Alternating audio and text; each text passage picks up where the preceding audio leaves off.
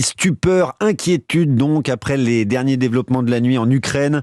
Les regards sont braqués sur le sud du pays, sur la centrale nucléaire de Zaporijia et ses 6 réacteurs visés par des tirs de l'armée russe. Bonjour Zoé Pallier. Bonjour. Alors un incendie s'est déclaré, il est éteint maintenant et selon les dernières informations, la centrale est maintenant occupée par l'armée russe. Oui, c'est ce qu'ont annoncé les autorités régionales ukrainiennes ce matin. Nous avons pu échanger avec l'entreprise qui gère toutes les centrales du pays.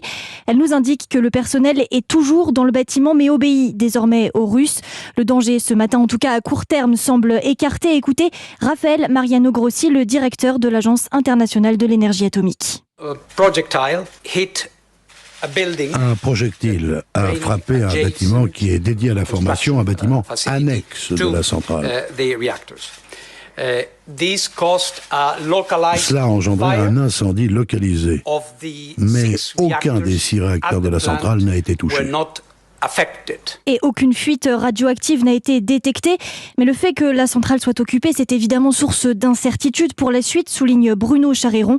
Il est directeur de la CLIRAD, association de recherche sur le nucléaire. Ça crée évidemment une forte préoccupation sur la question de savoir si les équipes qui s'occupent de la centrale vont être à capacité de garantir le refroidissement des 6 réacteurs nucléaires et des combustibles irradiés qui sont dans les 6 piscines pendant les semaines qui viennent. Et ce matin, les condamnations pleuvent. Le secrétaire général de l'OTAN a dénoncé un acte irresponsable de la part de l'armée russe et appelle une nouvelle fois à mettre fin à la guerre. Merci Zoé Pallier. Les ministres des Affaires étrangères de l'Alliance Atlantique sont d'ailleurs réunis en urgence en ce moment à Bruxelles.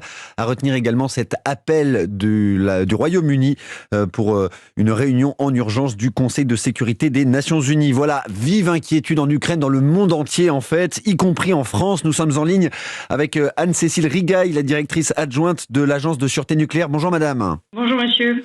Alors, vous avez mis en place une cellule de crise, je crois. Ça veut dire quoi ? Alors l'ASN a activé ce matin à 7h du matin son centre de crise en mode veille. Alors ça veut dire concrètement qu'on a réuni une quinzaine de collaborateurs dans notre centre d'urgence, dans nos locaux à Montrouge. Ce sont des lieux dédiés au suivi de la situation en Ukraine.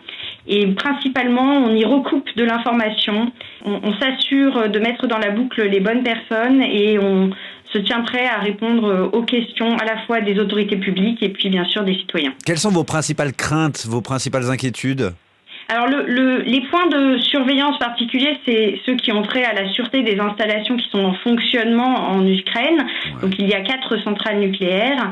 Il y a eu cette nuit des scènes de combat autour et visant certains bâtiments de la centrale de Zaporijia dans le sud. Donc la plus grande d'Europe, 6 réacteurs. 6 réacteurs, tout à fait, de technologie VVER, technologie russe. Et donc à ce stade, avec les informations qui ont été communiquées par l'AIEA, il n'y a pas de risque imminent sur la sûreté des installations. Il n'y a pas eu d'élévation anormale de radioactivité constatée et aucun des systèmes qui assurent la sûreté de cette centrale ne serait touché. Pour autant, il est légitime que l'ASN assure une veille très active dans cette situation troublée. Voilà, c'est une procédure classique, c'est ça que vous nous dites. Tout à fait. Vous êtes en contact avec les autorités ukrainiennes ?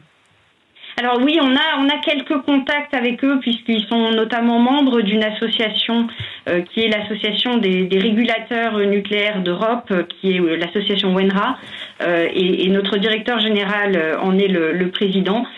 Pour autant, voilà, c'est une autorité de sûreté qui a actuellement fort à faire dans un contexte de tension extrême dans le pays. Alors on a bien compris, vous regardez l'ensemble de la situation en Ukraine. L'ancienne centrale nucléaire de Tchernobyl est occupée par les Russes. C'est un sujet de préoccupation également pour l'ASN ? Oui, voilà, ça fait partie des sujets également qu'on suit avec attention. Sur la centrale de Tchernobyl, enfin sur le site en fait de Tchernobyl, il y a plusieurs types d'installations.